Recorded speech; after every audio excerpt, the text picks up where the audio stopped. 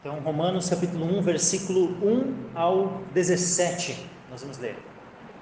E diz assim a palavra do Senhor: Paulo, servo de Jesus Cristo, chamado para apóstolo, separado para o Evangelho de Deus, o qual antes prometeu pelos seus profetas nas Santas Escrituras, acerca de seu Filho, que nasceu da descendência de Davi, segundo a carne, declarado Filho de Deus em poder, segundo o Espírito de santificação, pela ressurreição dos mortos, Jesus Cristo, nosso Senhor, pelo qual recebemos a graça e o apostolado, para a obediência da fé entre todas as gentes, pelo seu nome, entre as quais sois também vós chamados para serdes de Jesus Cristo. A todos que estais em Roma, amados de Deus, chamados santos, graça a vós e paz de Deus nosso Pai e do Senhor Jesus Cristo. Primeiramente dou graças ao meu Deus por Jesus Cristo, acerca de vós todos, porque em todo o mundo é anunciada a vossa fé. Porque Deus, a quem sirvo em meu espírito, no Evangelho de seu Filho, me é testemunha de como incessantemente faço menção de vós, pedindo sempre em minhas orações que, em algum tempo, pela vontade de Deus, se me ofereça boa ocasião de ir ter convosco, porque desejo ver-vos para vos comunicar algum dom espiritual, a fim de que sejais confortados, isto é, para que juntamente convosco eu seja consolado pela fé mútua, assim vossa como minha. Não quero, porém, irmãos, que ignoreis que muitas vezes propus ir ter convosco, mas até agora tenho sido impedido, para também ter entre vós algum fruto, como também entre os demais gentios. Sou devedor tanto a gregos como a bárbaros, tanto a sábios como a ignorantes. E assim, quanto está em mim, estou pronto para também vos anunciar o Evangelho, a vós que estáis em Roma. Porque não me envergonho do Evangelho de Cristo, pois é o poder de Deus para a salvação de todo aquele que crê, primeiro do judeu e também do grego, porque nele se descobre a justiça de Deus de fé em fé, como está escrito: mas o justo viverá pela fé. Amém. Podem se assentar. Se assente, já feche os olhos, vamos orar ao Senhor. Pai amado, nós agradecemos a Ti, Senhor, pela Tua palavra que nós temos acesso, Senhor.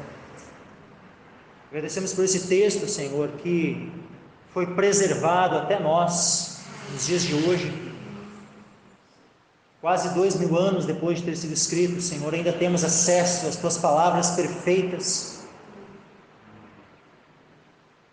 Nós agradecemos a Ti, Pai, pelo Evangelho ter chegado a nós, pela Tua providência, Senhor, em guardar a Tua palavra, Senhor, pela Tua fidelidade, Senhor, em fazer com que cada geração conheça a Tua palavra, com que sempre há um remanescente, sempre exista aqueles que buscam a Ti, Senhor.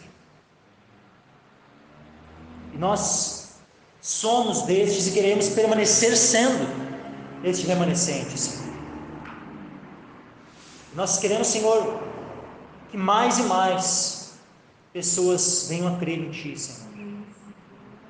Vai aperfeiçoando o Teu povo, Pai, em cada congregação, pela exposição pura da Tua palavra, Senhor.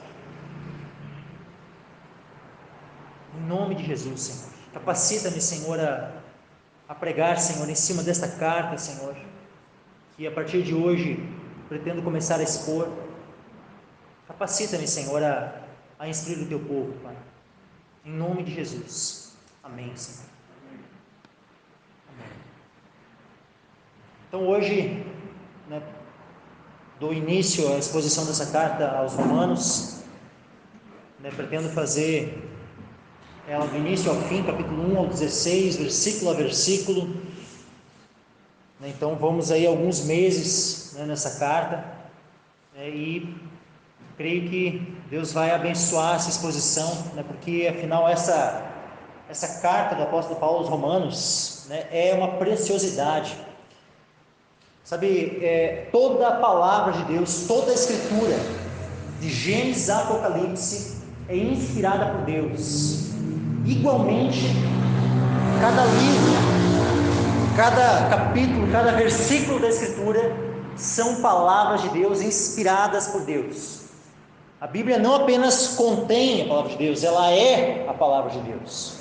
Nós rejeitamos aqueles que dizem que a Bíblia contém. Porque contém pode ser assim, uma coisa foi inspirada, uma parte, outra não. Apenas contém. Não, nós negamos isso. A Bíblia não contém, ela é. Porque toda ela, do início ao fim, palavra por palavra, é a palavra de Deus inspirada.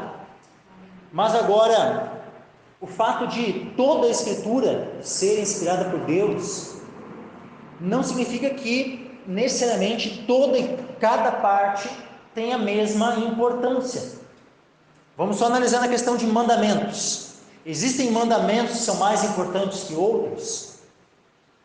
Existe. Quando Jesus foi questionado se havia um mandamento que era maior, ele não disse não, todos os mandamentos são iguais. Ele não disse isso. Ele disse que havia um mandamento que era maior. E ele disse qual era: amarás o Senhor teu Deus com todo o teu coração, com toda a tua alma, todas as tuas forças e todo o teu entendimento. Esse é o maior mandamento, esse é o principal, é o primeiro. E o segundo, que é semelhante a este, é amarás o teu próximo como a ti mesmo. Então, a gente vê isso nos evangelhos, sendo demonstrado então que havia um mandamento que era maior que os demais. E da mesma forma, então, existem algumas porções da Escritura que elas acabam tendo um peso, e uma importância, maior do que às vezes outras partes. E eu posso dizer que, assim como toda a Escritura é gloriosa, e assim quando a gente olha para os céus, a gente vê estrelas, cada estrela está ali brilhando, e tem a sua glória particular. Mas agora, as estrelas diferem de glória em glória umas das outras, assim como Paulo fala lá em 1 Coríntios capítulo 15. Por mais que cada estrela tenha o seu brilho, elas diferem umas das outras. E de maneira especial a carta do apóstolo Paulo aos Romanos, a gente pode comparar assim com uma estrela que tem um brilho especial. Nessa carta aqui, quem sabe seja a carta onde o Evangelho ele é exposto de maneira mais completa do que em qualquer outra carta. Por mais que em todas as cartas a gente vai ter ensinamentos preciosos, nós vamos ter o Evangelho sendo expresso em todas as cartas, mas onde nós podemos ter mais profundidade e amplitude para entendermos, para compreendermos o Evangelho, é principalmente nessa carta do apóstolo Paulo aos Romanos. Então é uma carta muito especial, e é importantíssimo que todos nós venhamos a meditar nela e compreender o conteúdo dessa carta. Qual foi o contexto em que Paulo escreveu essa carta? Muitas vezes as cartas que Paulo escrevia, ele escrevia para igrejas a qual ele havia fundado. Por exemplo, quando ele escreve duas cartas aos Coríntios, era uma igreja a qual ele fundado. Ele foi aquele que desbravou aquela cidade, evangelizou, fundou aquela congregação. Carta aos Efésios, carta aos Tessalonicenses, carta aos Filipenses, carta aos Gálatas. Há várias cartas que ele escreve para igrejas onde ele foi o fundador, onde ele foi lá e evangelizou, ganhou almas naquela cidade, e aquela congregação foi formada por meio do seu trabalho, do seu labor no Evangelho. Mas agora, a igreja na cidade de Roma, ela não foi fundada, ela não surgiu por meio de nenhum dos apóstolos. Não teve nenhum apóstolo que foi lá pregar lá em Roma e ganhou os primeiros, fez os primeiros discípulos naquela cidade, e daí surgiu a congregação. Não foi dessa forma que surgiu a igreja. Quando Paulo escreve para Roma, escreve aos romanos, a igreja já existia lá. Já existia a igreja lá e não tinha sido fundada por nenhum apóstolo. Simplesmente irmãos de outros locais, de outros de outros países, de outras cidades, se moveram para lá, passaram a morar em Roma e começaram a se reunir. Mas já haviam ouvido falar do Evangelho em outros locais. Quem sabe, alguns dos que ouviram, né, o Evangelho, que depois foram lá para Roma, pode ser que lá no dia do Pentecostes, quando havia gente de tantos lugares diferentes lá ouvindo, né, eles, quando o Espírito Santo derramado, eles começam a falar em outras línguas, e muita gente, né, ganha para Cristo, 3.000 almas se convertem naquele primeiro dia. Pode ser que alguns daqueles que estavam ali por ocasião daquela festa de Pentecostes fossem moradores de Roma, e daí quando foram para Roma, quem sabe já foram levando a fé em Cristo. Existe essa possibilidade, né? Mas independente de como é que foi que surgiu, né, aquela igreja já existia, haviam já muitos irmãos lá, e a maioria dos irmãos lá em Roma não eram judeus de nascimento, a maioria eram gentios. A maioria eram gentios. E aí Paulo, apesar de que havia judeus e gentios naquela igreja, mas a maioria eram de gentios. A gente já vai ver alguns desses detalhes, né, no próprio texto que nós já lemos aqui. E para entender um pouquinho mais que contexto exato que Paulo escreve essa carta, né, a gente vai voltar um pouquinho lá para Atos dos Apóstolos, só para entendermos, né, o contexto de quando Paulo escreveu a carta aos Romanos. Ele ainda não havia feito nenhuma visita, ele não tinha ido lá ainda, né, quando ele escreveu essa carta. Então olha só, Atos dos Apóstolos, capítulo 19, versículo 21. Atos capítulo 19, versículo 21. O que estava acontecendo aqui? Paulo, ele estava ali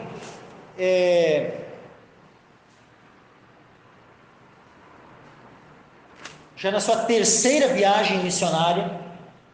Paulo fez, pelo menos o que está registrado em Atos dos Apóstolos, né, Paulo fez 3 grandes viagens missionárias. Ele saiu de Antioquia, fez uma viagem, voltou para Antioquia. Depois fez mais uma segunda viagem, volta para Antioquia. Aqui ele já estava na sua terceira viagem. E nessa terceira viagem é onde ele estabelece de maneira ele se detém bastante tempo na cidade de Éfeso. Então, como a gente vai ler esse versículo aqui, Paulo, nesse momento, ele estava finalizando o seu trabalho, né, que durou em torno de 2 anos, na cidade de Éfeso. E aí ele fala assim, e cumpridas estas coisas, Paulo propôs em espírito ir a Jerusalém, passando pela Macedônia e pela Caia, dizendo: depois que houver estado ali, importa-me ver também Roma. Então ele fala que eu quero passar pela Macedônia e pela Caia, indo na sequência para Jerusalém, e depois disso eu quero ir para Roma. Ele fala assim. E ele disse, e enviando a Macedônia 2 daqueles que o serviam, Timóteo e Erasto, ficou ele por algum tempo na Ásia. Aí ocorre um motim ali, que eu não vou entrar em detalhes agora, né? Quem quiser ler em casa, tá, do versículo 23 até o final do capítulo 19. E aí vamos pular agora lá para o capítulo 20, versículo 1. Diz assim, e depois que cessou o alvoroço, Paulo chamou a si os discípulos e, abraçando-os, saiu para ir a Macedônia, para aquele mesmo local onde ele já havia enviado Timóteo e Erasto. E havendo andado por aquelas terras, exortando-os com muitas palavras, veio à Grécia. A Grécia é a mesma que a Caia. Então, quando falava ali, né, que ele queria, né, passando pela Macedônia e pela Caia, a Caia é a região que era também conhecida como Grécia, né, ou pelo menos era uma região da Grécia. Então, havendo andado por aquelas terras, né, ou seja, pela Macedônia, exortando-os com muitas palavras, veio à Grécia. E passando ali 3 meses, e sendo-lhes pelos judeus postas ciladas, como tivesse de navegar para a Síria, determinou voltar pela Macedônia.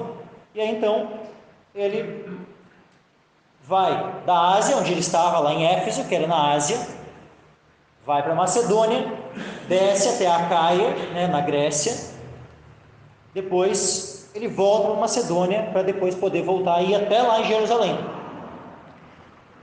O que ele ia fazer tanto na Macedônia? Ele estava lá em Éfeso. O que ele ia fazer na Macedônia e na Acaia? Os irmãos da Macedônia e da Acaia, eles estavam preparando ofertas para serem levadas para Jerusalém. Quando ele desce, quando ele vai até a Grécia, diz ali que ele ficou ali quanto tempo? 3 meses. No versículo 3, Atos 20, versículo 3, ele diz que ele ficou na Grécia durante o período de 3 meses. Qual era uma das cidades mais importantes da Grécia que Paulo havia evangelizado, que ele havia fundado ali uma igreja? A cidade de Corinto. Então a gente tem 2 cartas no Novo Testamento, 1ª e 2ª Coríntios. Essas 2 cartas foram escritas, né, para a igreja que se reunia nessa cidade de Corinto e ficava onde? Na Acaia, ou seja, ficava na Grécia. Então esses 3 meses que Paulo ficou na Grécia, principalmente ele ficou em qual cidade? Na cidade de Corinto. E foi durante aqueles 3 meses que ele estava ali na Grécia, provavelmente, é que ele escreveu a carta aos Romanos. Agora, vamos lá para Romanos. Romanos capítulo 15.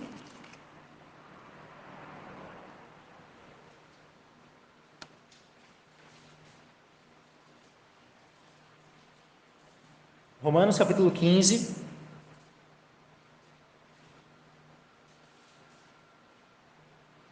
E versículo 22 em diante, né? Paulo fala que com os romanos, ele diz assim, por isso também muitas vezes tenho sido impedido de ter convosco. Paulo, o que ele diz? Ele gostaria já de ter ido visitar os irmãos lá em Roma, mas ele foi muitas vezes já impedido de ir ter com eles. 23, Romanos 15, 23. Mas agora, não tendo mais lugar nestas regiões, tendo já há muitos anos grande desejo de ir ter convosco, quando partir para a Espanha, irei ter convosco, pois espero que de passagem vos verei e que para lá seja encaminhado por vós, depois de primeiro em parte me satisfazer de vossa companhia. Então ele queria, qual era o objetivo de Paulo? Ir passar por Roma, desfrutar da companhia dos irmãos lá em Roma e ser por eles enviado para a Espanha, né, para poder levar o evangelho lá para a região da Espanha. Versículo 25, mas, olha só, mas agora vou a Jerusalém para ministrar aos santos. Então entendo, ele estava provavelmente lá em Corinto, durante aqueles 3 meses que ele esteve na Grécia, e o que ele foi fazer? Foi pegar as ofertas que os irmãos lá da Acaia, né, lá da Grécia, lá de Corinto principalmente, e da Macedônia, haviam separado para depois ser levado lá para Jerusalém. E ele fala assim, mas agora vou a Jerusalém para ministrar aos santos, porque pareceu bem a Macedônia e a Acaia fazerem uma coleta para os pobres dentre os santos que estão em Jerusalém. E isto lhes pareceu bem, como devedores se são para com eles, porque se os gentios foram participantes dos seus bens espirituais, devem também ministrar-lhes os temporais.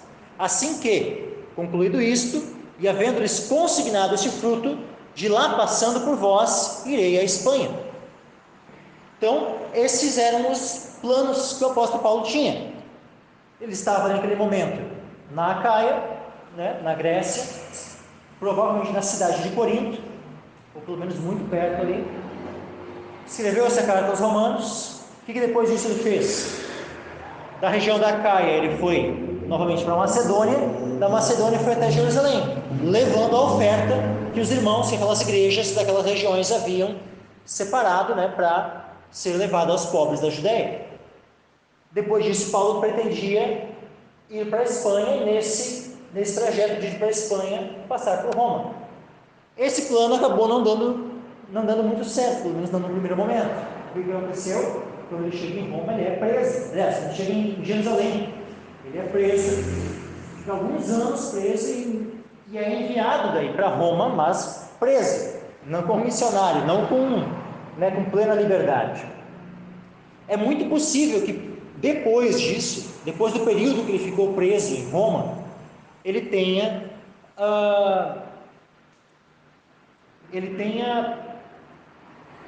ido pregar na Espanha. Porque a gente vê ali que a gente percebe algum contexto pelas cartas de Paulo que depois da prisão dele, né, dá a entender que ele foi solto, exerceu o seu ministério ainda, né, por mais um tempo, até que foi preso uma segunda vez, onde então ele morre. Mas, né, independente disso, nesse primeiro momento aqui então, ele escreve essa carta neste contexto, né, onde ele estava se preparando, né, para ir lá para Jerusalém, levar ofertas para os irmãos pobres lá da Judéia, né, escreve já para os irmãos de Roma, em vistas de futuramente ir visitá-los. E aqui é o contexto onde então ele escreve essa carta. Então vamos lá, começando ali em Romanos capítulo 1, versículo 1.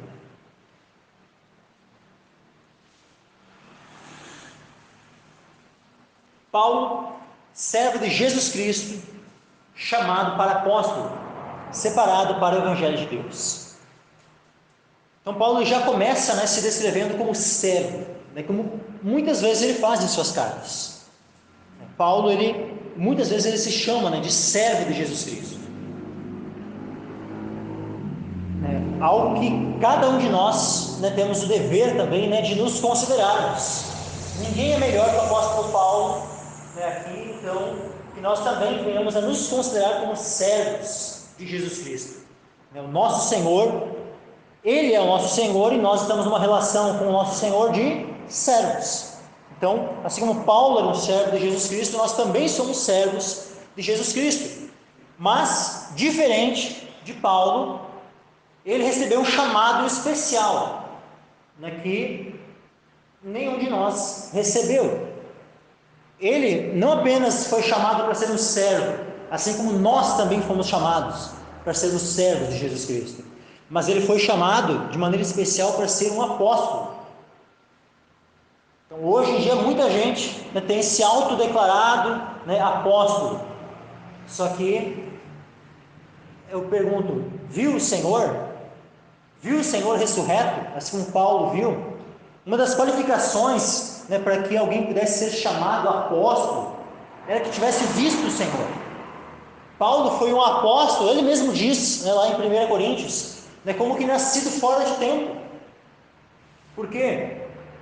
Porque, afinal, os apóstolos que tinham visto o Senhor já eram apóstolos já há muito tempo quando Paulo é chamado. Quando Paulo vê o Senhor, ele vê o Senhor muitos anos depois do Senhor já ter morrido, ressuscitado, subido ao céu. Então o Senhor Jesus apareceu para ele muito tempo depois. Então ele é como um apóstolo, como que nascido fora de tempo. Ele foi o último dos apóstolos.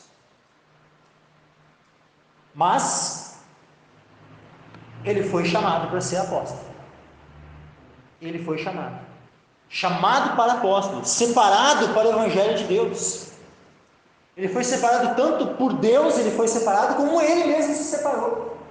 Ou seja, tanto havia, saber, algo mútuo, havia tanto uma consagração da parte dele, né, de se separar, né, de fato, de recuperar todas as coisas que ele tinha antes como perda, né, como esterco, né, para se dedicar completamente a Cristo. Então era uma separação intencional da parte dele para o Evangelho. Ele se separou intencionalmente, né, para estar vivendo completamente para essa missão de evangelizar, mas também Deus o separou. Ele era um vaso escolhido, separado pelo Senhor. Então as duas coisas são verdades. Havia tanto o aspecto dele se separar para o Evangelho, como o aspecto de Deus tê-lo separado para o Evangelho. Quando Ananias, né, ouve, né, o Senhor dizendo: ó, vá lá na rua tal, tem lá Saulo que está orando, vai lá e põe as mãos sobre ele. E Ananias pergunta: que? O Saulo? Mas eu ouvi falar que ele veio aqui para prender os cristãos e tal. É lá mesmo, Senhor? O que o Senhor diz para ele? O Senhor diz assim, ó: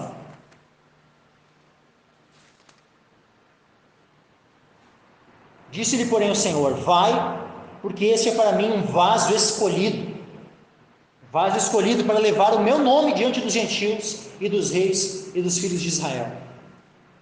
Ver um vaso escolhido, ou seja, um vaso separado. Né? Lá em Gálatas também, Paulo fala assim, ó, Gálatas capítulo 1: mas quando aprove a Deus, que desde o ventre de minha mãe me separou e me chamou pela sua graça. Ele já era um vaso separado desde o ventre de sua mãe. Então ele foi separado para quê? Separado para o Evangelho de Deus, separado para ser um ministro do Evangelho de Deus. Coisa tremenda isso, sabe? Paulo tinha plena noção, pleno entendimento, né, dos desígnios de Deus, dos propósitos de Deus para a vida dele. Deus havia revelado de maneira muito clara, né, isso para ele. Então ele fala com convicção. Paulo, servo de Jesus Cristo, chamado para apóstolo, separado para o Evangelho de Deus. Já na conversão dele, ele já recebe esse chamado. E ele não é desobediente ao chamado. Ele obedece ao chamado.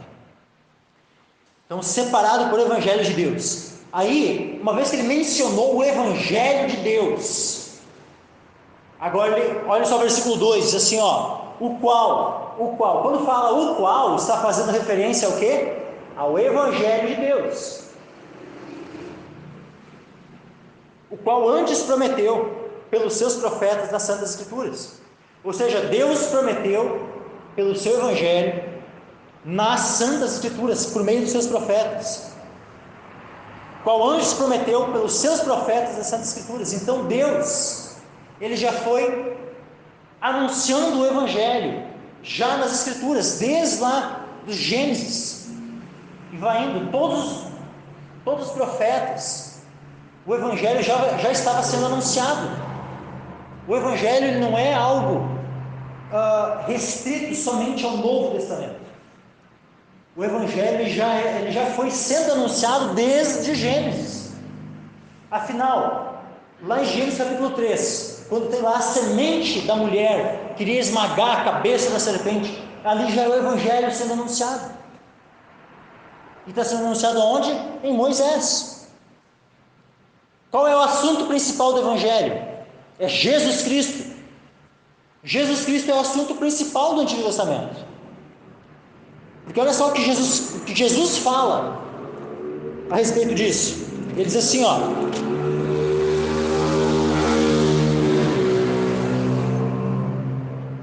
e ele lhes disse, honestos e tardos de coração para crer tudo o que os profetas disseram. Honestos e tardos de coração para entender, para crer tudo o que os profetas disseram. Porventura não convinha que o Cristo padecesse essas coisas e entrasse na sua glória? E começando por Moisés e por todos os profetas, explicava-lhes o que dele se achava em todas as Escrituras. Então olha só, em todas as Escrituras, desde Moisés e passando por todos os profetas, qual era o assunto principal em tudo isso? Cristo. E Jesus mesmo expôs para alguns discípulos ali, para aqueles 2 discípulos que estavam caminhando, para Emaús, ele expôs para eles tudo aquilo que se achava dele, nas Escrituras, desde Moisés por todos os profetas. Todas as promessas que havia, relacionada à vinda do Messias, relacionada à graça, relacionada a perdão, e promessas nas quais todos aqueles que ouviram e creram nessas promessas, no período anterior à vinda de Jesus, foram salvos pela fé nessas promessas.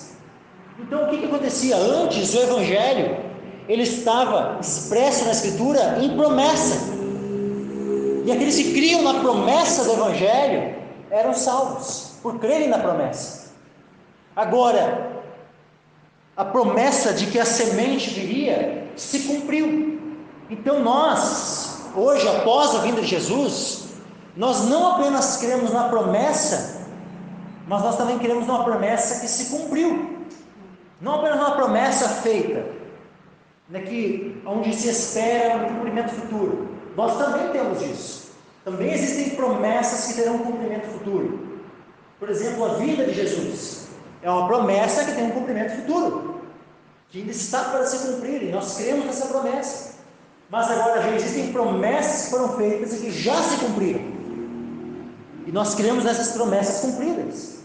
Ou seja, Jesus, ele já veio, já morreu pelos nossos pecados, já ressuscitou para a nossa justificação. Essas promessas já se cumpriram e nós cremos no cumprimento dessas promessas. Então, qual antes prometeu pelos seus profetas nas Santas Escrituras? Acerca do quê? Versículo 3: acerca de seu filho, que nasceu da descendência de Davi, segundo a carne. Ou seja, esse aqui é o assunto principal do Evangelho. Qual é o assunto principal do Evangelho? Ele fala acerca do quê? Acerca do seu filho, acerca do Filho de Deus. Esse é o assunto principal do Evangelho. Esse é o assunto principal da Escritura. É Jesus Cristo. Se nós perdermos o foco, que é Jesus Cristo, nós perdemos o foco. Ele é o principal. Ele é o assunto principal da Escritura. Então o Evangelho fala principalmente acerca do seu filho, que nasceu da descendência de Davi, segundo a carne. Você quando fala assim, de seu filho, o seu filho que nasceu da descendência de Davi, o que é isso? Jesus ele faz uma pergunta.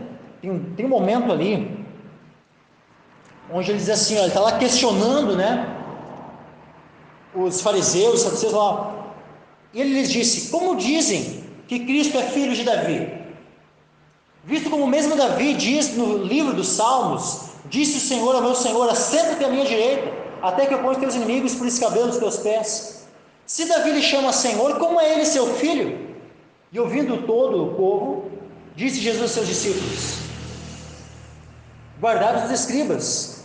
E aí ele vai para se guardar dos escribas. Mas olha só o questionamento que ele faz: como é filho de Davi, se o próprio Davi chama ele de Senhor e tal, como é ele seu filho? Por quê? Porque Jesus, ele é o Filho de Deus, e ele sempre existiu como Filho de Deus. Jesus como Filho de Deus, ele não tem um início de existência. Jesus como Filho de Deus, ele é o próprio Deus. Como diz lá em João capítulo 1, versículo 1: no princípio era o Verbo, e o Verbo estava com Deus, e o Verbo era Deus. Então ali é o Filho, o Verbo é o Filho de Deus, ou seja, sempre foi Deus e sempre existiu, não tem início de existência. Mas agora, esse Filho de Deus, o Filho de Deus, ele foi enviado. Deus amou, ele foi enviado a este mundo. Então o Filho de Deus amou o mundo de tal maneira que deu o seu Filho, ou seja, aquele Filho que ele já tinha desde a eternidade, aquele Filho que sempre existiu juntamente com o Pai e o Espírito Santo. Então este Filho que é eterno, este Filho foi enviado, este Filho se manifestou em carne. Então Deus se manifestou em carne. Este Filho nasceu da descendente de Davi. Acerca de seu Filho que nasceu da descendente de Davi, segundo a carne. Por quê? Porque segundo a sua natureza divina, ele sempre existiu. Mas agora, conforme a sua natureza humana, ele veio a existir no tempo. Então Jesus tem duas naturezas: a natureza divina e a natureza humana. Ele, como Deus, sempre existiu. Ele, como homem, veio a existir. Ele, como homem, precisou nascer. E nasceu da descendência de Davi, como diz aqui. E ele diz no versículo 4: declarado Filho de Deus em poder, segundo o Espírito de santificação, pela ressurreição dos mortos, Jesus Cristo, nosso Senhor. Quando diz assim, declarado Filho de Deus em poder, não se, e aí diz, segundo o Espírito de santificação, pela ressurreição dos mortos. O que é isso? Não é que Jesus ele se tornou o Filho de Deus por meio da ressurreição dos mortos. Não, ali ele foi declarado Filho de Deus. Em que sentido? Ali ficou provado que a alegação que ele fazia. Olha quantas vezes Jesus fala, fala a respeito do Pai, como sendo, ele sendo o Filho de Deus. Quantas vezes os judeus queriam apedrejá-lo, porque ele dizia que era o Filho de Deus, ele dizia: não, está te fazendo igual a Deus, porque tu diz que é Filho de Deus. Então Jesus sempre alegou que ele era o Filho de Deus, não que ele iria se tornar o Filho de Deus. Então entendam que quando fala aqui, que vincula, declarado Filho de Deus pela ressurreição dos mortos, Não é que a ressurreição mudou alguma coisa em Jesus. Apenas ali o que demonstra que o fato de ele ter ressuscitado entre os mortos provou que a declaração que ele fazia a respeito de si mesmo, como sendo filho de Deus, era verdadeira. Porque imagina se Jesus dizia: eu sou o filho de Deus. E as pessoas ficavam ali. Aí uma hora uns queriam apedrejar, outros que, não, eu creio que ele é o filho de Deus, como Pedro, né? Testificou que ele era o filho de Deus. E quando ele fala assim: não foi nem carne nem sangue que te revelou e tal. Você vê, Pedro já cria que ele era o filho de Deus. Mas imagina, ele vai lá, morre, crucificado, e não ressuscita, permanece morto. O que iria acontecer com a declaração dele, né, de que ele era filho de Deus? E com a verdade a respeito dessa declaração? Ia ficar provado que, no final de contas, ele era só mais um. Era só mais um que disse que era o Messias, disse que era filho de Deus, mas no final das contas não era, porque morreu como qualquer outro e não ressuscitou. Então, qual é a prova, assim, definitiva, de que, uma vez que Jesus disse que era filho de Deus, de fato ele era filho de Deus? A prova é que ele ressuscitou dentre os mortos. Então, o fato de ele ter ressuscitado dentre os mortos prova de que, ao ele dizer que era filho de Deus, que isso de fato era verdade. Então ele foi declarado filho de Deus pela ressurreição dentre os mortos. Mas nós temos aqui outro aspecto também, que ele, como homem, ele nasceu como homem, e ele tinha natureza divina e natureza humana. Ele, ao mesmo tempo que era 100% homem, era 100% Deus. Mas existe uma diferença entre antes de ele morrer e ressuscitar, e uma diferença na sua natureza humana mesmo, depois de ressuscitar. Existe uma diferença. A diferença é semelhante para vocês entenderem. Vocês creem que existe diferença no nosso estado atual que nós temos, o nosso corpo, a nossa natureza humana, como está agora? E existe diferença com a natureza que nós vamos ter depois da ressurreição, se nós morrermos, quando nós ressuscitarmos na vinda de Jesus. Existe diferença entre o corpo, entre a nossa natureza humana agora e a natureza que nós vamos ter depois da ressurreição? Existe diferença? Todos creem que existe diferença? Então, da mesma forma, existe diferença entre o corpo que Jesus tinha antes da ressurreição e o corpo que ele tinha, a natureza que ele tinha depois da ressurreição. Ele continuava sendo homem, 100% homem, só que não mais com a mesma natureza de antes, mas sim uma natureza, com a mesma natureza que nós vamos ter depois da ressurreição. E eu não estou querendo dizer que a natureza de Jesus antes era uma natureza exatamente igual à nossa, porque nós temos uma natureza que está contaminada pelo pecado. A natureza de Jesus antes da ressurreição não era contaminada pelo pecado. Então nisso a natureza de Cristo diferia. A natureza de Jesus antes de ele morrer era semelhante à natureza de Adão antes da queda.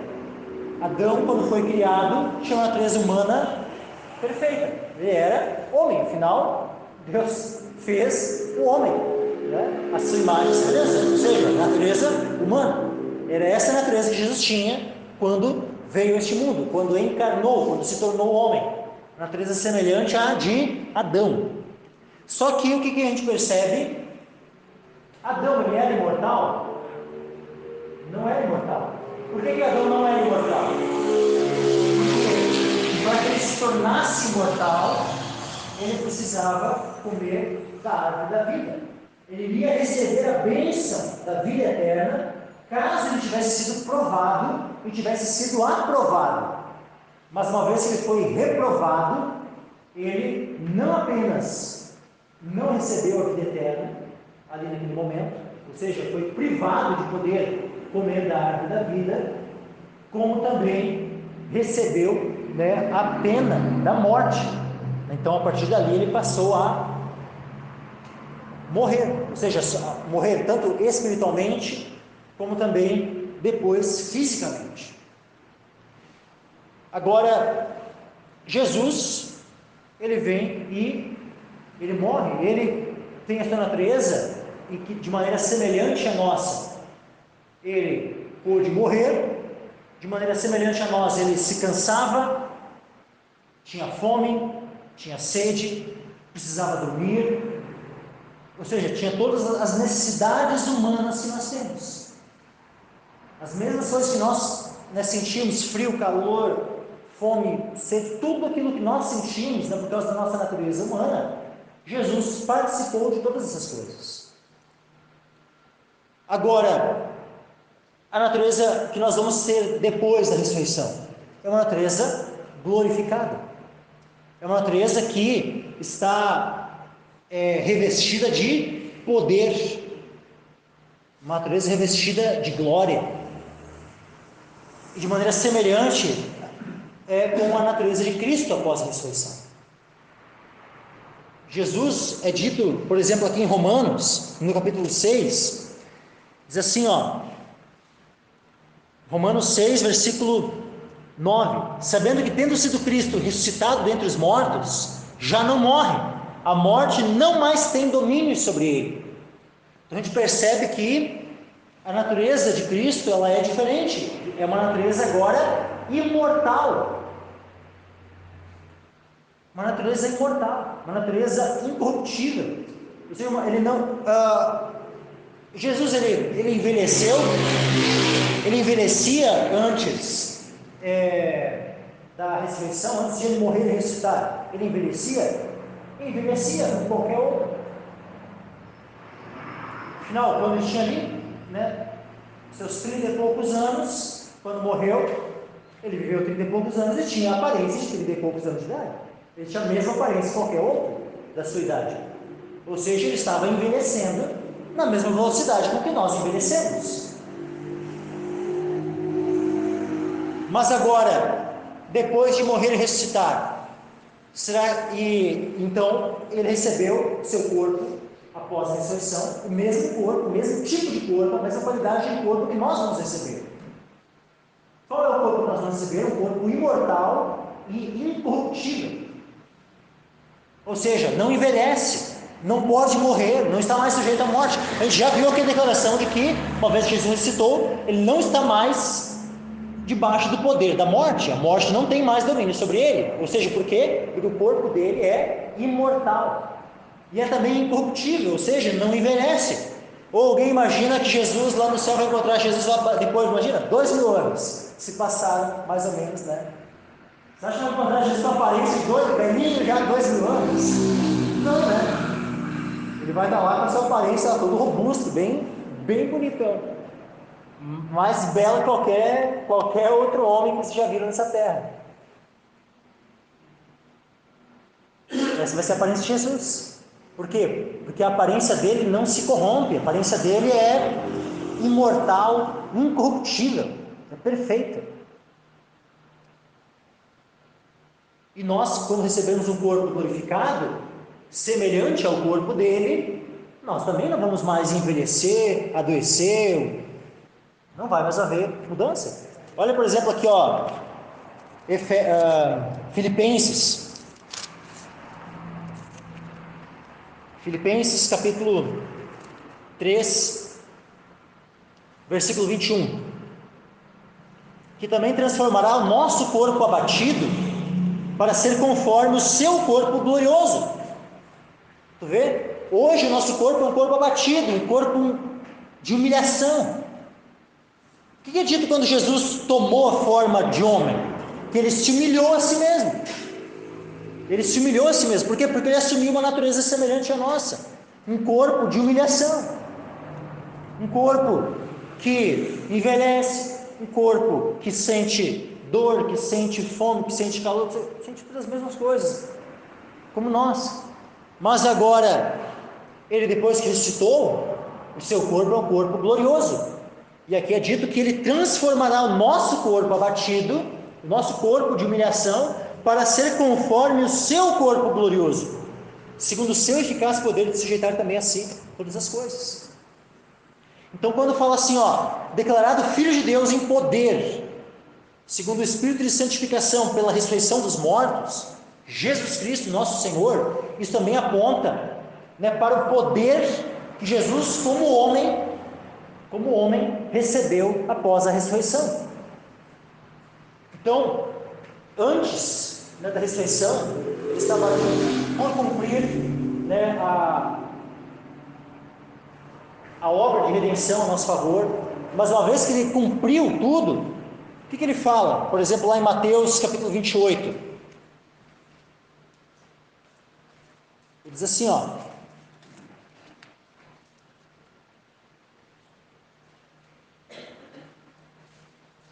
e chegando-se Jesus, falou-lhes dizendo: é-me dado todo o poder no céu e na terra.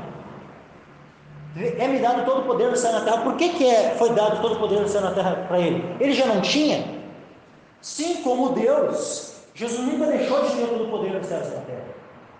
Ele, em sua natureza divina, sempre permaneceu todo poderoso, onipresente, onipotente. Jesus nunca deixou de ser Deus. Mas agora, ele como homem, quando é que ele recebeu todo o poder nos céus e na terra? Quando ele cumpriu a missão a qual ele recebeu para cumprir. Então, se ele cumpriu a missão, ele consumou a missão, ele morreu e ressuscitou, então, uma vez que ele morreu e ressuscitou, então ele recebeu todo o poder nos céus e na terra. Por isso que ele fala, que ele recebeu, como se ele já não tinha? Sim, como Deus tinha, mas como homem não. E como homem, então, ele passou a ter após a ressurreição. Por isso que ele diz que ele ressuscitou em poder, declarado Filho de Deus em poder pela ressurreição dos mortos.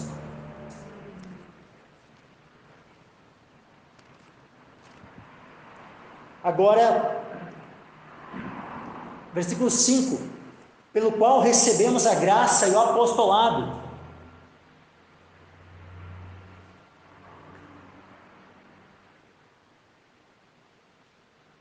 Pelo qual recebemos a graça e o apostolado para a obediência da fé entre todas as gentes, pelo seu nome. Então, por meio de Cristo, ele, os demais apóstolos, todos receberam o quê? A graça e o apostolado, e ele de maneira especial. Imagina, ele era um perseguidor da igreja. Então, olha como foi, na vida de Paulo, uma manifestação da graça de Deus. Ele recebeu não só a graça para ser salvo, como também recebeu o apostolado. Com qual objetivo? Principalmente, o apóstolo Paulo, o de levar a fé, de levar o evangelho para os gentios. Então, pelo qual recebemos a graça e o apostolado para a obediência da fé entre todas as gentes, ou seja, entre todas as nações, entre todos os gentios, pelo seu nome.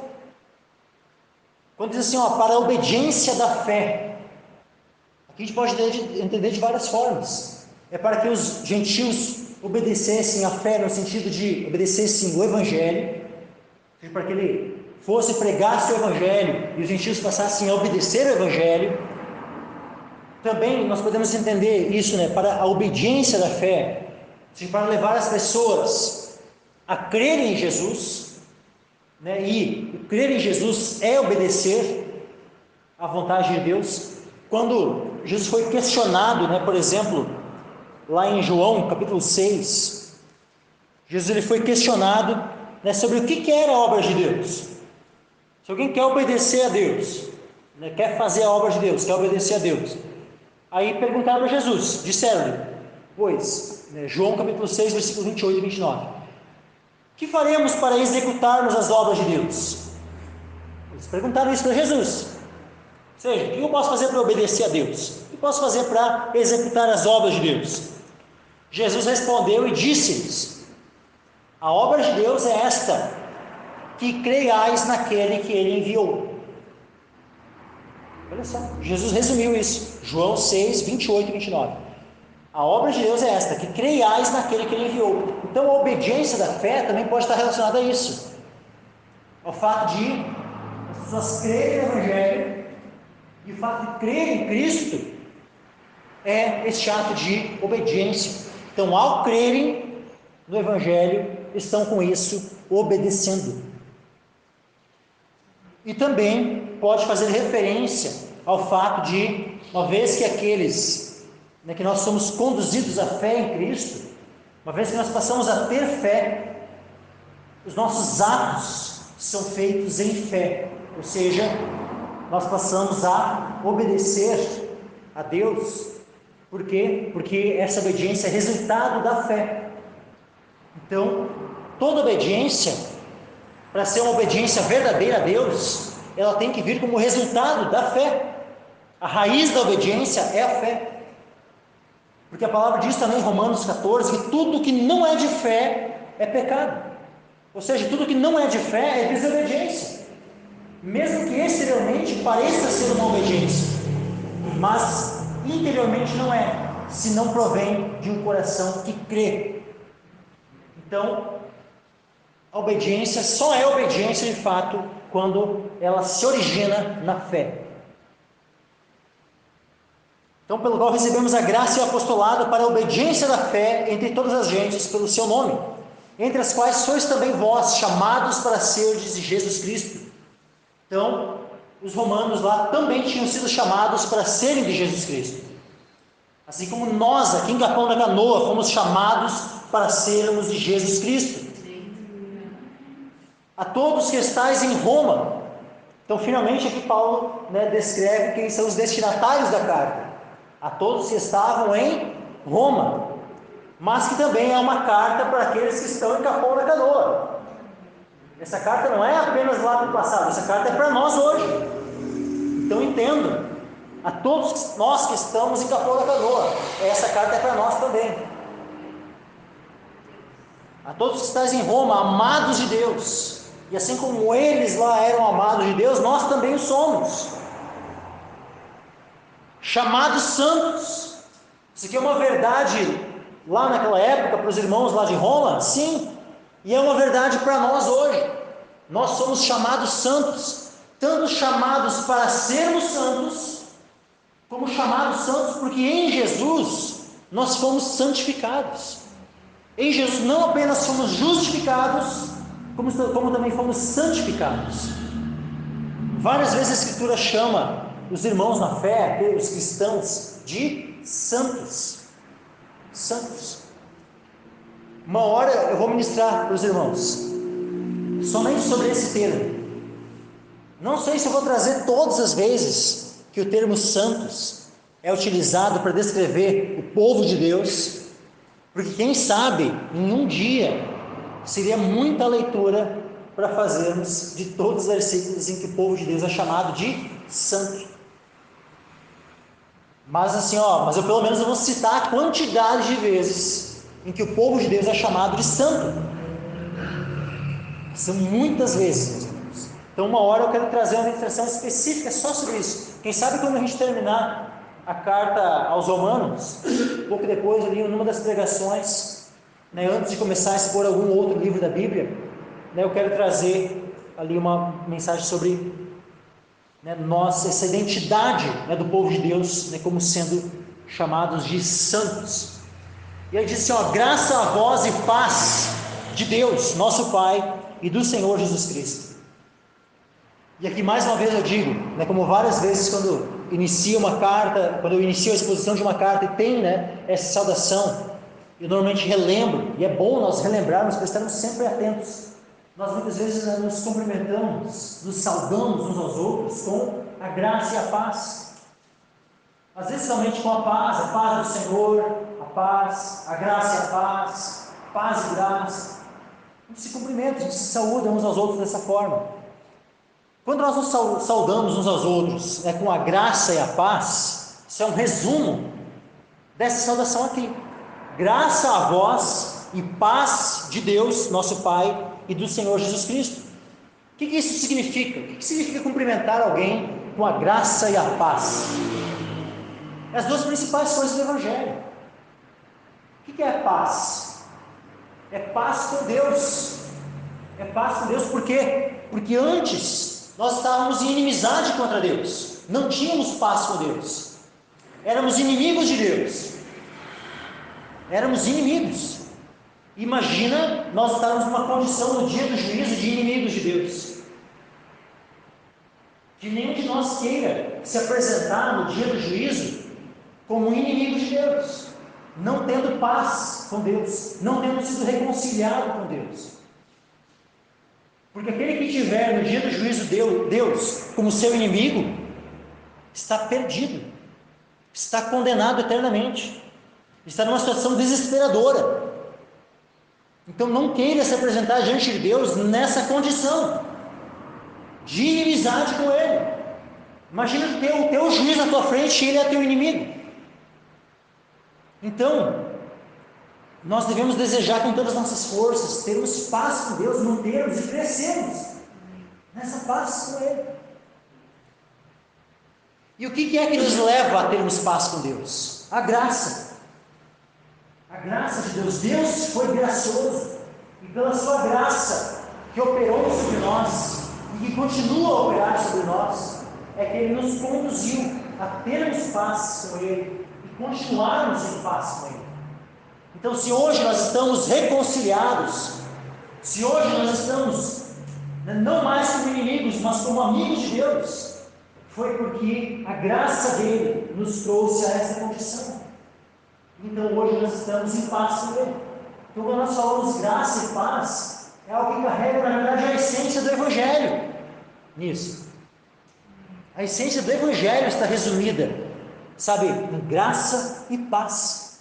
Ou seja, onde por meio da graça nós fomos salvos, justificados, perdoados e por isso reconciliados. E estamos então numa relação com o nosso Pai de paz. Então, graça a vós e paz de Deus, nosso Pai, e do Senhor Jesus Cristo. Primeiramente, dou graças ao meu Deus por Jesus Cristo, acerca de vós todos, porque em todo mundo é anunciada a vossa fé. Olha que coisa tremenda, a fé dos irmãos em Roma era anunciada, era conhecida em todo mundo. Quando fala todo mundo, não é necessariamente mundo no sentido do planeta. Aqui mundo é mais um sentido um pouco mais restrito, como descrevendo, vamos dizer assim, as muitas regiões onde havia o domínio do Império Romano e onde a fé estava sendo levada. Por exemplo, se os irmãos forem ler lá em Lucas, é dito que o imperador, que César havia dado uma ordem para que todo mundo se alistasse, para que houvesse um alistamento, um censo de todo mundo. Mas aí era todo mundo literal? Não, era todo o Império Romano, era toda a região onde ele como imperador tinha domínio. Então aqui o mundo aqui é no mesmo sentido daquele alistamento que a gente vê lá em Lucas, e todo mundo que é descrito lá em Lucas é o mesmo todo mundo aqui. Então não é um todo mundo de maneira plena e geral, como em algumas outras passagens da Escritura. Por exemplo, quando diz assim, Deus amou o mundo. Aí é mundo de maneira muito mais ampla, no sentido de humanidade. Mas agora, quando fala aqui, todo mundo já tem um pouco mais restrito, aquela região, as regiões onde estavam sendo evangelizadas já, que eram grandes partes ali da Europa, da África, da Ásia, aquelas regiões ali. Então é que Paulo está em mente quando ele usa essa expressão. E coisa tremenda. Então imagina a nossa fé aqui em Capão da Canoa estar sendo, quando vai algum missionário, falar assim, os irmãos lá em Capão da Canoa, que povo abençoado, que povo abençoado, a fé daqueles irmãos. Imagina coisa tremenda, a nossa fé aqui ser descrita em outros lugares quando alguém fosse evangelizar. Seria uma coisa muito... Então pensa que coisa tremenda era a fé desses irmãos em Roma, para a fé deles estar sendo anunciada em outros locais como modelo. Era tremendo, hein? Certamente eles tinham um bom testemunho. Que nós possamos ter um bom testemunho. Mesmo que a nossa fé aqui em Capão não venha a ser anunciada em outros locais, mas que no dia do juízo, possa estar sendo descrita a fé do povo de Deus aqui no Capão da Canoa, como algo bom, como algo, sabe, a qual Deus possa louvar, e não como algo que Deus vai repreender e dizer, pá, né, que Deus possa, sabe, né, da mesma forma como Ele deixou registrado aqui na Escritura, né, porque aqui é um louvor à fé dos irmãos lá de Roma, registrado aqui para todos os tempos, as pessoas saberem, e assim no dia do juízo Deus pode fazer de maneira semelhante, louvando a fé de determinadas congregações, de determinadas cidades. Jesus não lançou em rosto a incredulidade de algumas cidades. Aqui nesse momento Deus estava aqui louvando a fé dos irmãos de uma cidade. Então, assim como Cafarnaum, por exemplo, foi repreendida, está ali o registro da repreensão a essa cidade na Escritura, a fé de uma cidade, dos irmãos de uma cidade, estava sendo louvada. Que nós venhamos a ter uma fé louvável, uma fé que possa ser imitada por outros. Mas, prosseguindo aqui, para a gente finalizar, porque Deus, a quem sirvo em meu espírito, no Evangelho de seu Filho, me é testemunha de como incessantemente faço menção de vós. Então Paulo, ele orava pelos irmãos, ele fazia menção deles nas suas orações. Ele diz aqui que ele servia a Deus no seu espírito. Ele servia a Deus no seu espírito. O que isso indica? Faz referência àquela expressão quando Jesus diz assim, que a quem que o Pai busca para seus adoradores? Aqueles que o adoram em espírito e em verdade. É esses a quem o Pai busca para seus adoradores. Aqueles que o adoram em espírito e em verdade. Então era dessa forma que Paulo servia ao Senhor. Não apenas de uma maneira exterior, mas de maneira especial, de uma maneira interior. A adoração que ele tinha de maneira exterior era fruto daquilo que ele era interiormente, no espírito. Então, diferente daqueles que apenas serviam a Deus de maneira exterior, na aparência, ele podia dizer com sinceridade que servia a Deus no espírito. E é dessa forma que nós devemos servir a Deus. Nós devemos estar preocupados primeiramente, não com aquilo que o meu irmão vai pensar e tal, né? E aí a gente está ali, a gente ora, a gente louva, a gente faz todas as coisas, pensando no que os outros vão dizer, vão pensar. Aí o que está acontecendo? A gente está começando a colocar o foco no exterior, não no espírito. Então quando nós vamos orar, às vezes a conduta exterior é a mesma. Tem duas pessoas orando, tem duas pessoas louvando,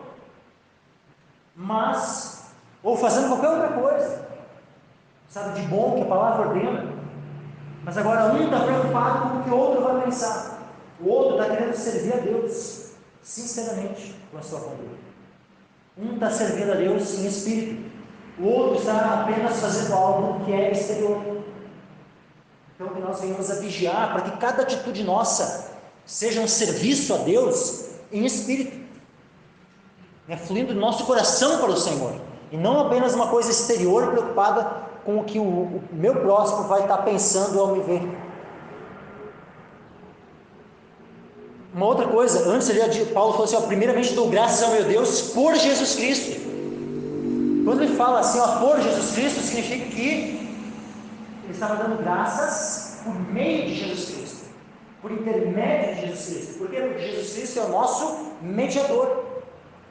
Então, assim como nós somos aceitos perante Deus, aliás, assim como o nosso caminho, para chegarmos ao Pai é Jesus Cristo. Eu sou o caminho, a verdade e a vida. Ninguém vem ao Pai a não ser por mim. A forma de nós sermos aceitos pelo Pai é por meio de Jesus Cristo. Então Jesus é o caminho que faz essa ligação entre nós e Deus, entre nós e o Pai. Ele é o intermediador.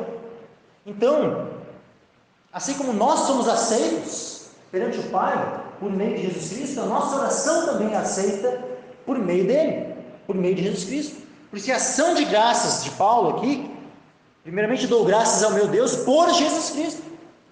Então tudo aquilo que nós fazemos, nós devemos fazer por Jesus Cristo, por meio dele, por intermédio dele, dessa forma que vai ser aceito.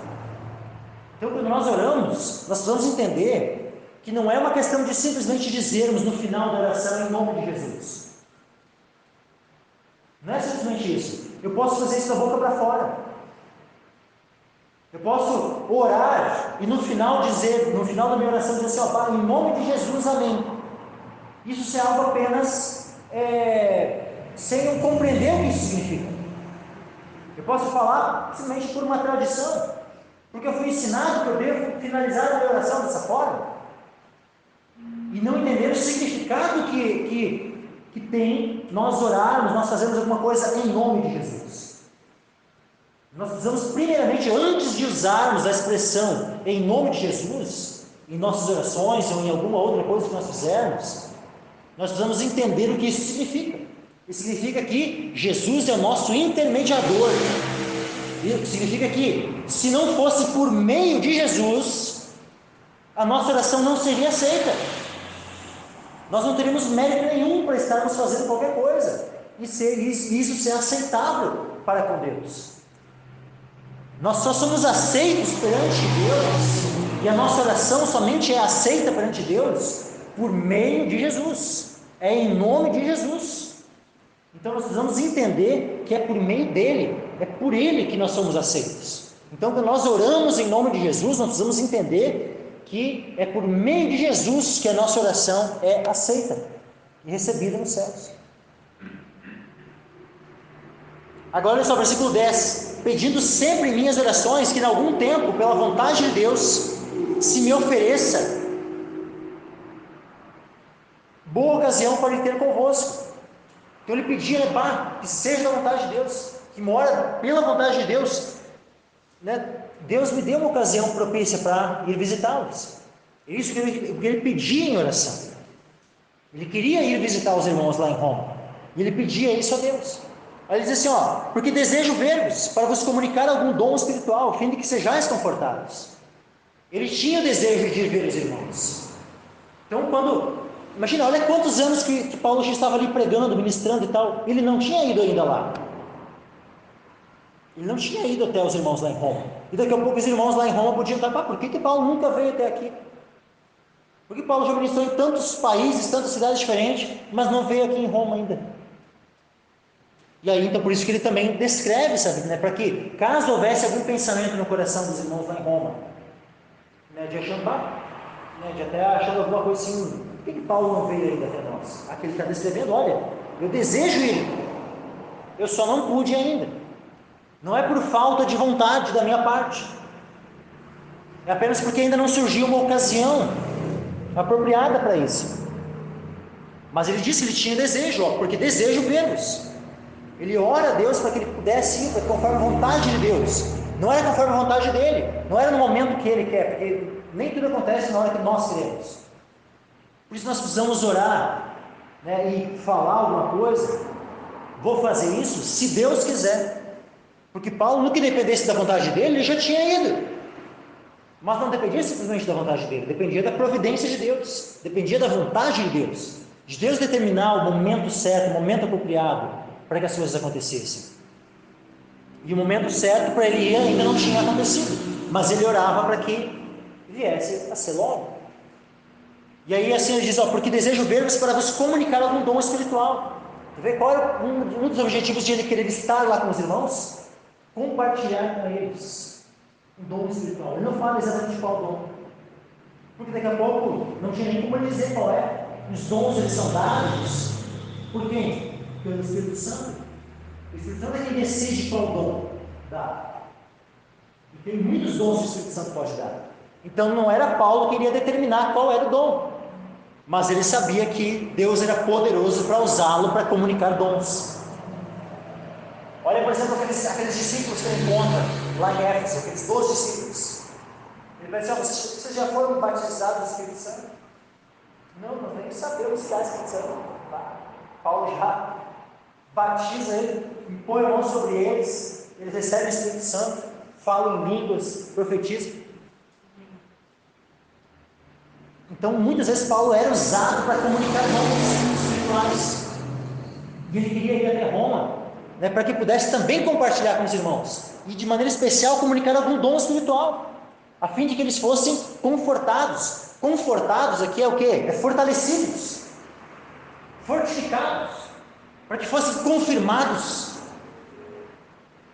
para que estivessem cada vez mais firmes na fé. Os dons são com que objetivo? Edificar a igreja, ou seja, tornar a igreja cada vez mais estabelecida. Aí versículo 12, isto é, para que juntamente convosco eu seja consolado pela fé mútua, assim vossa como a minha. Eu queria compartilhar, quando ele fosse lá com os irmãos, confirmar eles, compartilhar com eles, ele não apenas iria dar aos irmãos, mas ele também iria receber. Porque quando nós estamos em comunhão uns com os outros, a nossa fé é fortalecida mutuamente.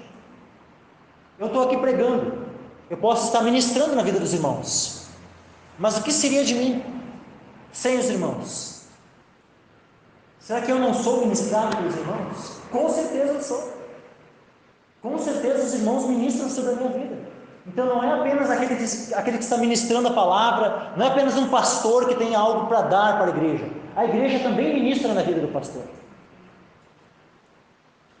Essa ministração, sabe, essa ajuda é mútua, porque afinal todos nós somos um corpo.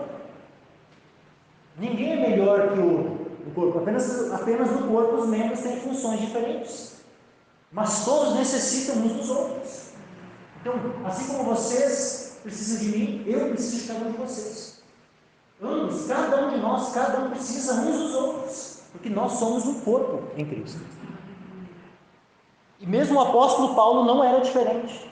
Ele mesmo era beneficiado pela fé dos irmãos, era consolado pela fé dos irmãos. O apóstolo Paulo precisava da oração dos irmãos. O apóstolo Paulo precisava também estar junto com os irmãos em comunhão e recebia também bênção da vida dos irmãos. Não quero, porém, irmãos, que ignoreis que muitas vezes propus de ter convosco, mas até agora tenho sido impedido. Então olha só como ele fala, sabe? Ele ressalta isso, né? Que ele queria já ter estado já com os irmãos lá em Roma, mas ainda não tinha tido a oportunidade necessária, sabe? Ainda as ocasiões que foram surgindo na vida haviam impedido ele de realizar esse seu desejo de estar com os irmãos lá. Então não quero, porém, irmãos, que ignoreis que muitas vezes propus ele ter convosco, mas até agora tem sido impedido, para também ter entre vós algum fruto, como também entre os demais gentios. Eu sou devedor, tanto a gregos como a bárbaros, tanto a sábios como a ignorantes. Então não importa se a pessoa era estudada ou se era um analfabeto, ele queria pregar para todos. Não importa se era grego ou se era bárbaro, se era alguém que fazia parte do Império Romano ou se era até mesmo alguém de fora do Império, se era alguém que estava numa condição social elevada ou se estava numa condição social baixa. Paulo se sentia devedor para pregar o Evangelho perante todos. Por quê?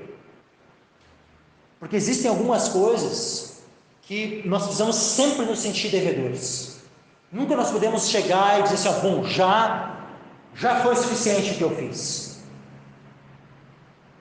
Eu posso citar especialmente duas coisas que nós sempre devemos ter um senso de estarmos em falta, de estarmos devendo. Uma delas é o amor. A própria carta aos Romanos diz que nós não devemos dever a ninguém coisa alguma, a não ser o amor com que vos ameis uns aos outros. Romanos capítulo 13. A ninguém devais coisa alguma, a não ser o amor com que vos ameis uns aos outros. Nunca nós vamos poder dizer assim, eu já amei o suficiente, agora eu não preciso mais amar. Não, nós sempre temos, mesmo o máximo de demonstração de amor, o máximo, sabe, de amor que nós já podemos dar uns para os outros, nós sempre devemos olhar para nós e considerar insuficiente. Sempre nós devemos olhar e olhar para nós, nos sondar e dizer assim, eu podia ter amado mais, eu podia ter feito mais. Jamais devemos nos contentar e dizer assim, já fiz demais. Não. Nenhum de nós vai poder dizer, já fiz demais. Quando se trata de amor, quando se trata de amar o nosso próximo, ninguém pode dizer que amou demais. Nós sempre devemos ter um senso dentro de nós de continuarmos, por mais que tenhamos amado, de continuarmos sendo devedores. E a mesma coisa em relação à pregação do Evangelho. Jamais vamos poder dizer assim, não, eu já preguei o suficiente. Já preguei o suficiente? Já preguei para o número de pessoas o suficiente? Não. Enquanto todo mundo não tivesse convertido e bem fortificado, aperfeiçoado na fé, não foi o suficiente ainda. Ainda somos devedores. Então, em relação à pregação do Evangelho, Paulo se sentia devedor e nós devemos nos sentir devedores. Só que nós não podemos ser como aquele devedor que tem uma dívida e pega e abandona, e não quer mais saber, e não paga mais, e deixa assim. O cristão, quando ele tem uma dívida, o que ele faz? Ele busca quitar. Ele busca, não, vou lá, vou pagar.